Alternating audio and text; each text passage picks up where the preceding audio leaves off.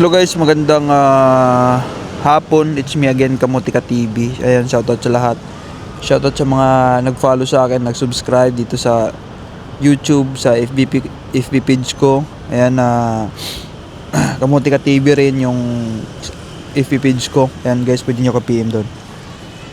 Shoutout sa lahat, shoutout sa mga viewers natin dito sa YouTube. And sa mga gusto mag-Macau.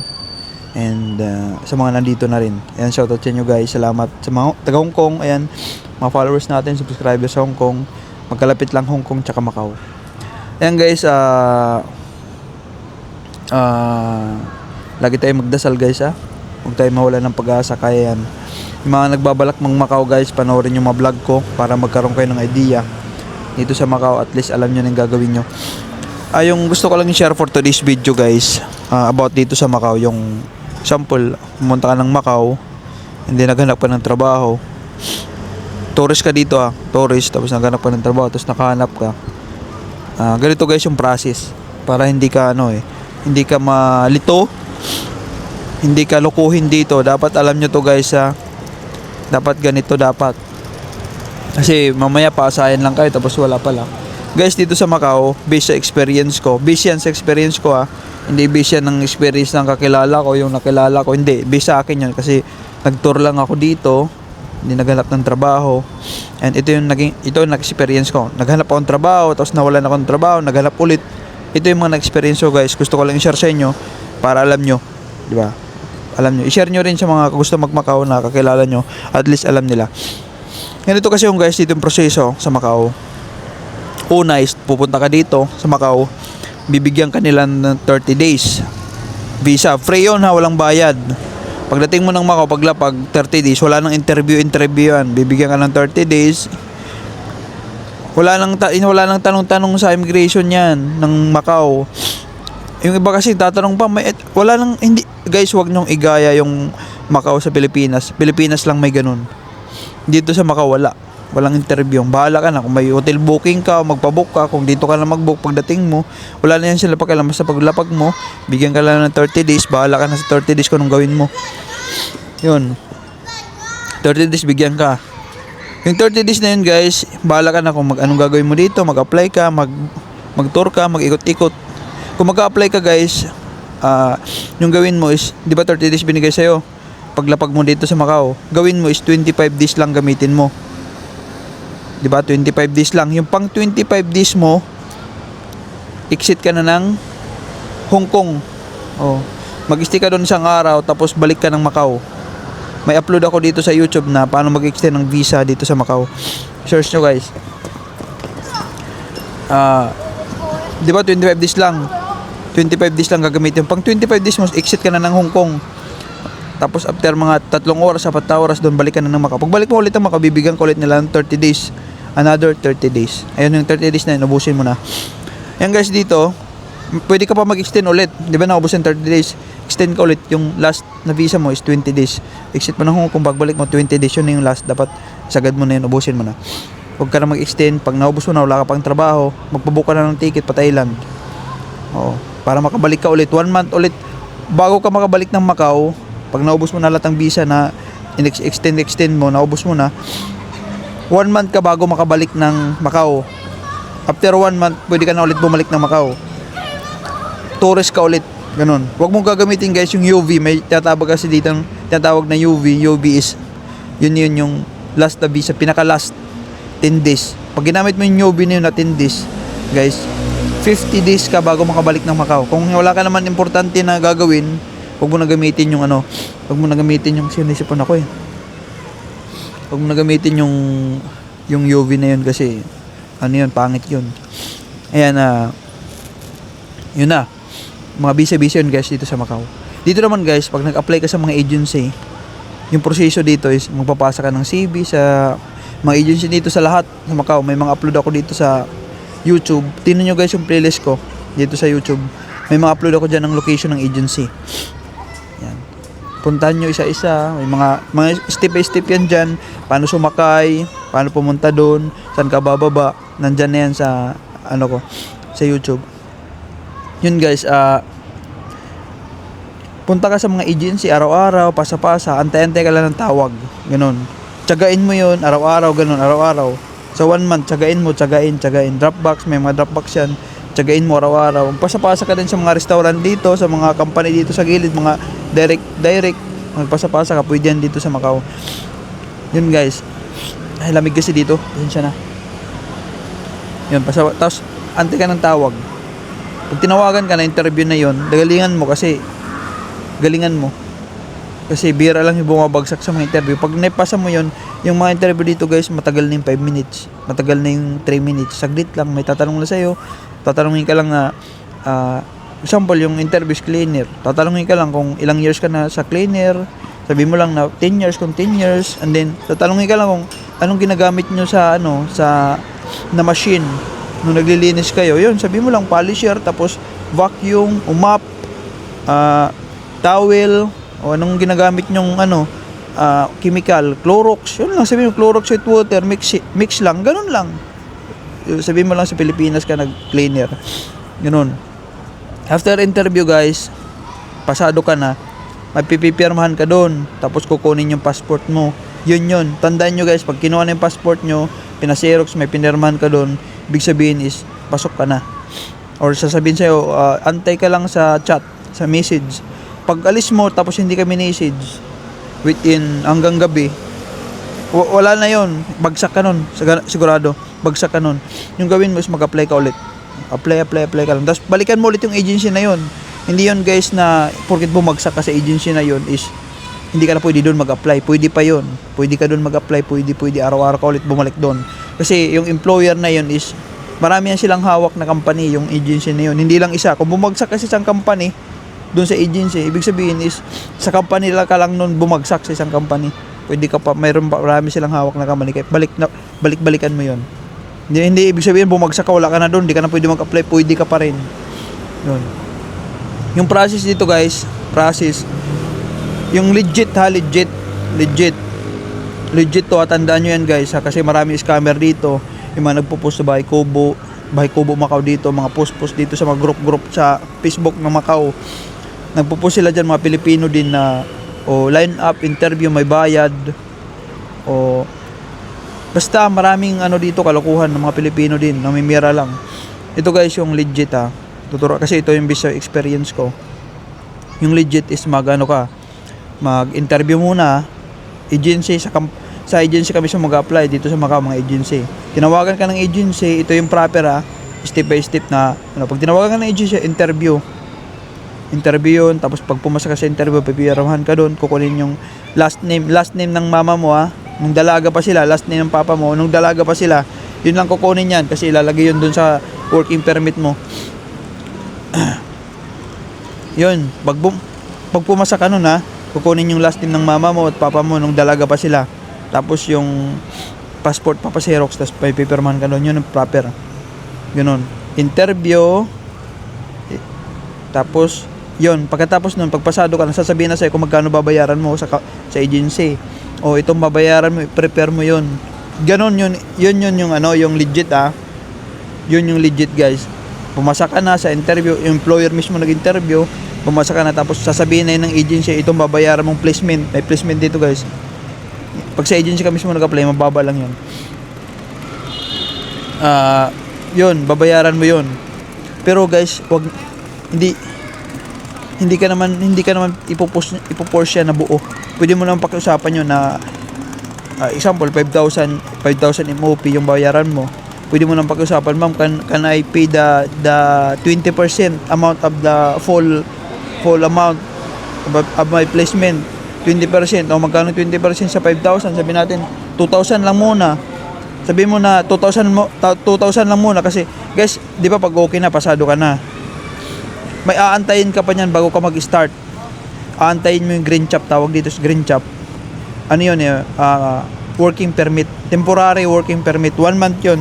Yung green chop, sasabihin mo na I will pay the full amount if dumating ng green chop. Kasi yun yung aantayin mo para ka mag-start sa trabaho. And then babayaran mo muna yung kalahati, o magkano, ilan ba yung kaya mo. Pag-usapan muna sila.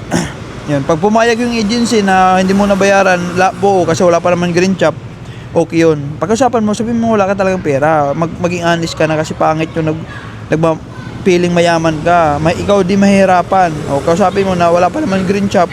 Pag dumating ng green chop, saka ako nababayaran buo. Sureball yun guys, walang scam yun pag sa agency ka mismo nag-apply. Ayun na, 2 to 3 days lang yun yung working days, yung process ng green chop. Mga 1 week, matagal ng 1 week, 2 weeks, matagal na. Pag dumating na yun, i-message ka na ng agency na, okay, you need to exit. Mag-exit ka niya sa Hong Kong. Exit ka ng Hong Kong para pagbalik mo is working, hindi na tourist yung visa mo, working visa na. Pero kailan mo mag-exit? Kahit sabihin natin na nagka-exit mo lang kahapon, nag-exit ka ng visa, kailangan mo pa rin mag-exit kasi para maano yung mapalitan yung visa mo ng working visa. Yun. Tapos pag sinabi sa'yo ng agency na, okay, you can exit, come to office, your green chop is already arrived, o dumating na, tapos bigay sa'yo yun, punta ka na sa exit ka na ng Hong Kong. Oo, exit ka na. Pagbalik mo ng Macau, yun, green chop na yun ibibigay sa'yo, yung working visa na yun ibibigay sa'yo, 1 month yun. Guys, yung papel kahit di mo na ipakita yun, nasa system na yun, nasa computer na yun doon sa immigration na pagbalik mo is working visa na ibibigay nila, yun na yun. Yun yung legit yun yung legit dito sa Macau. Ang daming scammer dito guys, mag-ingat kayo. Kasi yung mga kasamaan ko dati, na-scam sila dito, na antay sila ng green chop. Sabi ko, nagbayad na sila, laki ng binayaran nila. Sabi ko, sure ba yan? Sure yun. Sabi ko, naantay na lang namin yung green chop. Sabi ko ng agency, wala silang masabing agency. Sabi ko, na-interview na ba kayo? Hindi pa daw na-interview. O ano yun? Diba?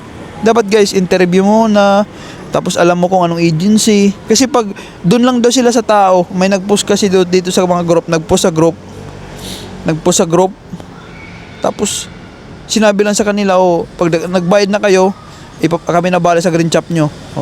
Anong kalukuhan yun? Di nila alam, tiyatanong nila kung yung tao kung anong agency. Wala naman sinasabi, basta antay-antay ka lang sa green chop nyo. Naubos na lang visa nila, exit sila ng Thailand, kakantay yung pala scam pala. Sabi ko, tanungin nyo kung anong agency. Kasi kawawa kayo, wala pa kayong, inubos na lang do visa nila kakantay ng green chop. Sabi ko, paano kayo magkaka-green chop? Wala kayong employer, wala kayong agency. Sino nagsabi sa inyo? Yung tao daw nakausap nila sa post lang ng trabaho, marami daw sila. Naku, sabi ko, kalokohan yan. Kawawa kayo. Guys, mas maganda sa agency kayo mismo mag-apply. Huwag kayo dyan sa mga post na yan. Kasi kawawa kayo, may scam kayo dito sa Macau. Imbis na yung pera nyo is para dun sa legit, napunta sa scam. Kaya kawawa kayo. Nag-ingat kayo dito sa Macau guys, kasi yun, isa sa mga ingatan nyo dito is mga Pilipino din na nag-aalok ng trabaho. Yun. Apply ka sa agency. Yun yung talaga, yun yung proper. Apply ka sa agency, doon mismo. Tsagain mo. Kasi kung wala kang tsaga dito, di mo sipagan, wala kang prayer, wala kang dasal, wala mangyayari sa'yo dito guys. Totoo yan. Bisa experience ko yan Bisa, kasi tourist lang din naman ako dito. Hindi naman ako dumating dito na may trabaho na agad. Nag-apply din ako dito. Kaya nga nagsishare ako sa inyo yung mga pinagagawa ko dito Baka gumana sa inyo. Yun guys, yun ang gawin nyo.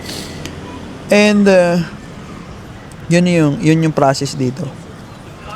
And pag dumating na green chop mo, yun doon ka na makapag-start. Pag dumating na, pagbalik mo dito ng Macau, galing kang Hong Kong, na-exit ka, 1 month yun. Ano na yun? Yun gamit mong visa, working visa na yun. Temporary pa lang yun temporary. 1 month yun. Ayun, pag dating mo sa agency, sinabi mo na nakapag-exit ka na, sasabihin sa'yo ng agency, okay, report to your employer. Punta ka na doon sa company na nag-interview sa'yo, company na papasukan mo, doon na yun. Kinabukasan, start ka na sa trabaho. Sabihin na, punta ka na doon sa office ng employer mo, sabihin na schedule mo, kung anong oras pasok mo, ganun. Everyday na yun. Papasok ka na doon. Tapos after 1 month, di ba, 1 month lang binigay sa immigration, 1 month.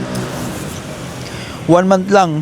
Pag 1 month na yun is green chop yun temporary, temporary working permit yun, working visa, temporary After 1 month, pag good performance ka, sabihin sa'yo ng boss, okay, you can go to immigration for fingerprint. Magpe-fingerprint ka na doon. Pero pag hindi ka good, hindi mo ginalingan sa trabaho yun sa 1 month na yun. Kasi 1 month na yun guys is under observation ka nyan. Pag hindi mo ginalingan yan, dapat ipakita mo na yung the best mo, sipagan mo araw-araw. Yung 30 days na yon, hindi ka makakapag-fingerprint. Pag hindi ka nagustuhan ng boss, cut. Ika-cut ka niya, hindi ka na makapag-fingerprint. Pag nakapag-fingerprint ka guys, swerte ka. Kaya galingan nyo guys ha. Fingerprint ka, tapos doon mo na malalaman kung hanggang kailan yung kontrata mo. Yung kontrata mo is nakabase yan sa visa mo. Ganun. Nakabase yan. Walang kontrata dito. Kung ilang months yung visa mo, yun na yun. Bibigyan ka ng pag fingerprint mo, katapos bibigyan ka na niya ng visa. Kung 1 year yun yung kontrata mo dyan sa company. Yun, nagbibase yan sila sa sa visa mo. Binigay sa immigration. And sa na yun, sa visa mo na yun, after fingerprint, yun na yun yung mo, kung gaano ka katagal. Renewable yun. Pag nagustuhan ka ng boss mo, paparenewin ka pag natapos na yung visa mo na yun. 8 months, for example, 8 months. Pag nakatapos sa 8 months, pwede ka ulit mag-renew pag nagustuhan ka ng boss. Sasabihan ka niyan, you renew your go to immigration, yun ganun. Or go to your agency, kasi agency magpa-process niyan para sa renewal mo. Bibigyan ka lang instruction. And guys, yung card, yung blue card, tawag dito sa blue card, yung card 1 month yun bago i-release. Antayin mo yun. Ganun guys ditong process. Sa Macau. Tapos pag dumating yung blue card mo, di ba dumating ng blue card mo, magpupunta ka na niyan sa Philippine Consulate. Dali mo yung blue card mo, tapos kontrata ng company. Kuha ka na ng OWA number doon sa Philippine Consulate dito sa Macau. Pupunta ka sa Philippine Consulate pag mayroon ka ng blue card, tapos kontrata, hingi ka sa company mo, sa employer mo, blue card, tapos punta ka sa Philippine Consulate dito sa Macau.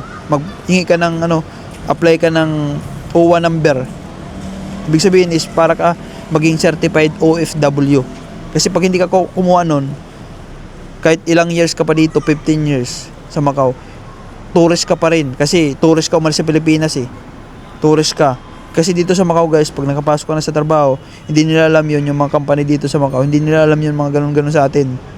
Kasi dito ka na nag-apply, basta bibigyan ka lang nilang trabaho, kontrata, visa, yun na yun. Wala na silang alam dyan sa mga, kailan mo pa pala mag-process sa OWA. Pag di-off mo, magpunta ka doon para maging certified OFW ka na. Certified OFW. Doon punta ka sa kung bibigyan ka lang nila number, magbayad ka ng 240 ata MOP yung ngayon 240 MOP, magbayad ka lang doon. Yun, pagka ilang minuto may number ka na. Certified OFW ka na niya pag may number. Kahit umuwi ka ng Pilipinas, yun na yung pakita mo, OFW ka na. Di ba? Galing. Ganun process dito sa Macau guys. Sana naintindihan nyo yung paliwanag ko. Ganun, step by step yan dito sa Macau. Huwag kayong magano dyan sa mga post may scam kayo dyan. Mag-apply kayo ng maayos, proper para hindi kami scam dito sa mga, ang dami, lalo mga magpo-post dyan sa mga social media, Facebook, ng mga trabaho. Yan guys yung ingatan nyo yan yung ingatan nyo. Nire-remind ko kayo guys para sa inyo yan, para for your safety. Panoorin yung mga vlog ko para magkaroon kayo ng idea dito sa Macau. Sana guys may natutunan kayo sa vlog na ito. Thank you so much guys, God bless sa lahat, and I love you all. Lagi mag-pray Ingat kayo lagi.